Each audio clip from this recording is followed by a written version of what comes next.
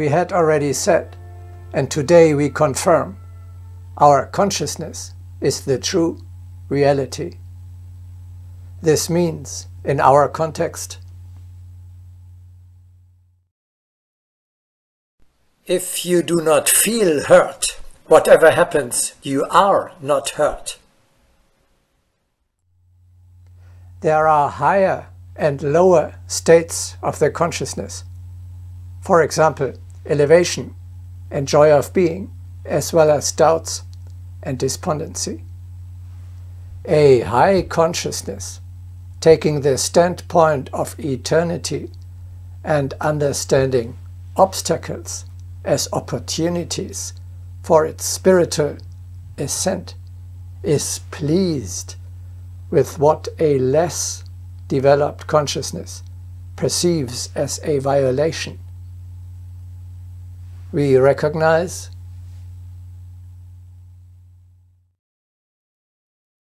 invulnerability is a state of the consciousness. However, no one else than you alone determines the state of your consciousness. It is entirely in your own hands whether you are exalted or depressed. Invulnerability is in the heart.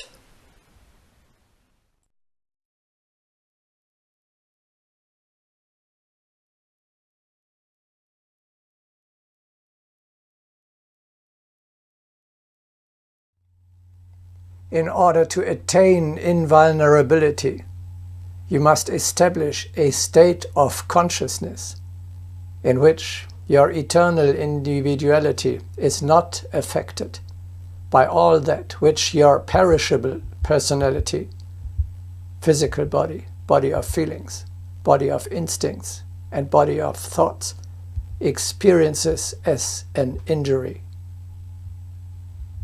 To put it in scientific terms, you place yourself in a state of higher vibration in which your soul does not respond to lower vibrations, is no longer receptive, is immune to them. Since you can determine the vibrational state of your soul yourself, it remains true.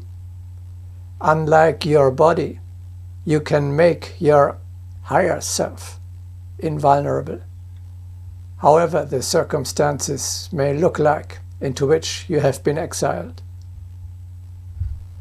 If your soul is nevertheless hurt, that means feels hurt, the fault is yours alone. There comes to light a weakness which you have to overcome.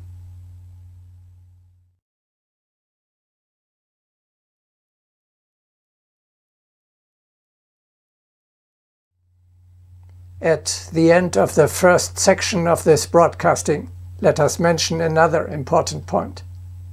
If you can determine your thoughts and feelings, the state of your mind yourself, this means at the same time you alone, nothing and no one else, is responsible when it comes to a violation of your eternal individuality. Do not be childish. Do not scold bad table, the furniture against which you have bumped. Do not be misled by psychotherapists who try to cure even a 60 years old by making him believe that the blame for his botched life does not lie with him, but with his parents and their imperfect education. Take at last the responsibility for your life and your state of mind. Stop indicting the circumstances or other people with thoughts or words like, "You are to blame when I suffer because you said this or that. You make me unhappy because you do this or that. I am disappointed because this or that happens or does not happen.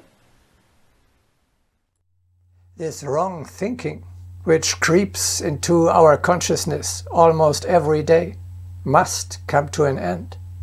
No one is responsible for an injury to your soul, except you yourself.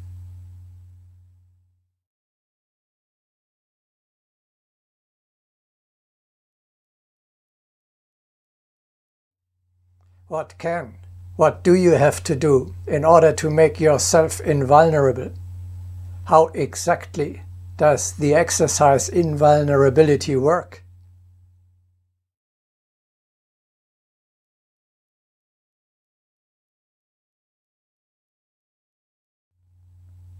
We had discussed already several times how you can create a sublime state of your consciousness in which you are invulnerable.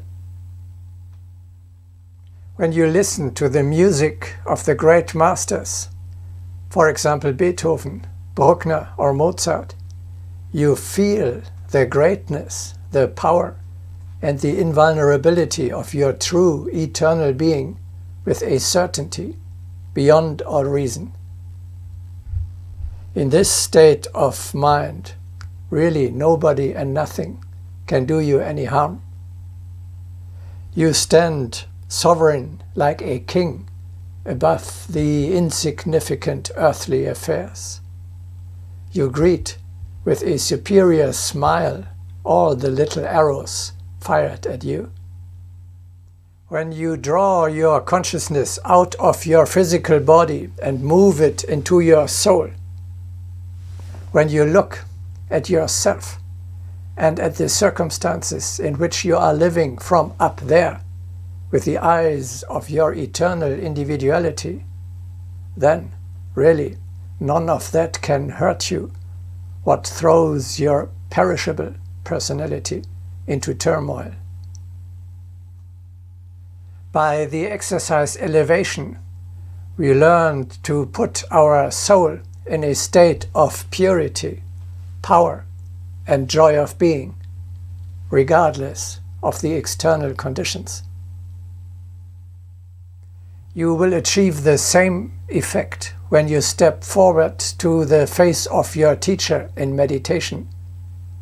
The sacred atmosphere of his ashram and his very presence elevate you, protect you, and make your inner being unattainable for anything material or inferior. When our consciousness is completely transported into the domain where there is no fear and depression, then we are invulnerable to any filth.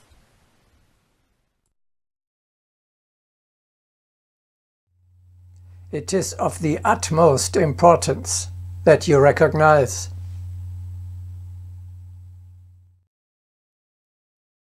this elevation is not imaginary, it is an experience. It is a spiritual reality, namely a state of your soul. In this one moment, you, your true self, are really great, powerful, and invulnerable. Words are incapable of describing in more detail this state in which the soul feels its greatness and power. You have to experience it yourself. Someone is trampling on you, on your body, your pride, or your dignity, while your eternal individuality remains unaffected and preserves its sublimity. The scientific reality of this experience is demonstrated by its repeatability. If you have reached this state once, you can establish it once more, again and again, Here we encounter again one of the key points of Agni Yoga. The material conditions are meaningless. Important alone is the attitude you take towards them. Of course, you need knowledge of the intellect for such an attitude. For example, you have to know the law of rebirth and the meaning of suffering and of obstacles. Otherwise, you cannot rejoice at an apparent misfortune. But this intellectual knowledge alone is not enough. Shape and educate your eternal individuality in such a way that it really does not suffer in all conditions and preserves its superior smile under all circumstances. How does such an education look like?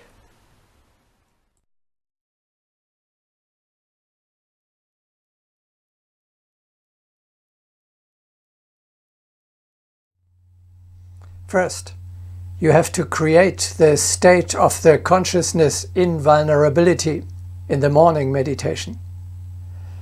At the beginning of the day, you take the higher point of view of eternity, of your soul. Up there, you are really unaffected by the events down on the material level. This elevation is more than intellectual knowledge. It is a state of the consciousness, a spiritual reality. Put on this state of consciousness like a solid armor from which, in the course of the day, all attacks will bounce off.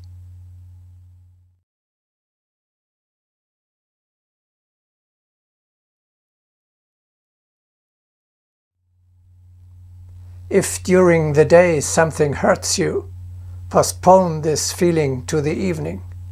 Get over it in the evening meditation. Do not end the day in a depressed state of mind. Get up again. Restore the state of elevation.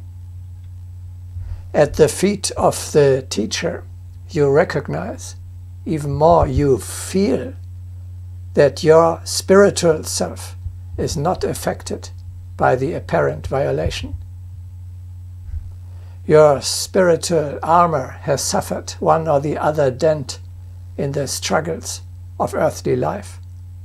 Those you will have to mend in the evening.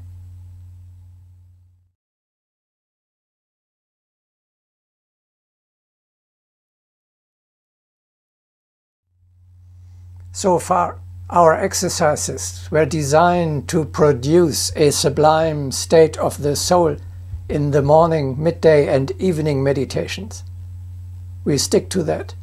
During these times, at least, you are in a state of high vibration. The next step is you must learn to overcome an upcoming weakness immediately. Even in the course of the earthly day, you can instantly take a short time out, a moment of uplifting and meditation as soon as you feel hurt. Such a short emergency meditation succeeds the better, the more faithfully, reliably and successfully you meditate in the morning and in the evening.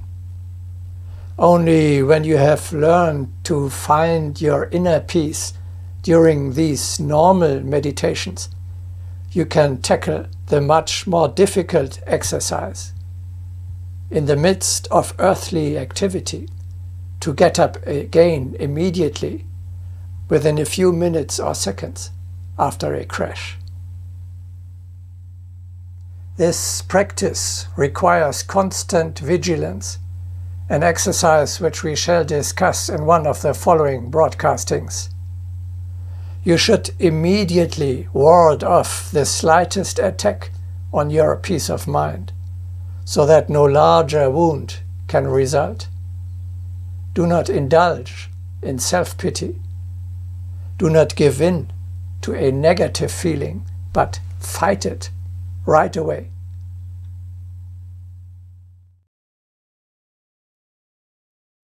After every crash, you have to get up again immediately.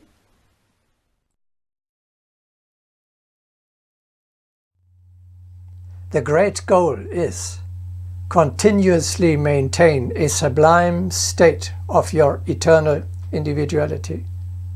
Do not allow a longer lasting drop in vibration to happen. Like the lotus, remain unaffected by anything that approaches you.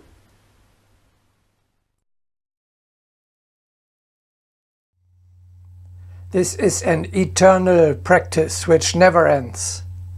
In weak moments, over and over again, your soul feels mistakenly hurt, although it is intrinsically invulnerable. You have to overcome this weakness. Look forward to every new day. It offers countless opportunities to strengthen your spirit through this exercise. Make use of every, even the smallest, opportunity to grow. At the cash desk, in the supermarket, before the authorities, at work, within the family. Constantly, you may train not to allow anything to disturb your elevated state of mind.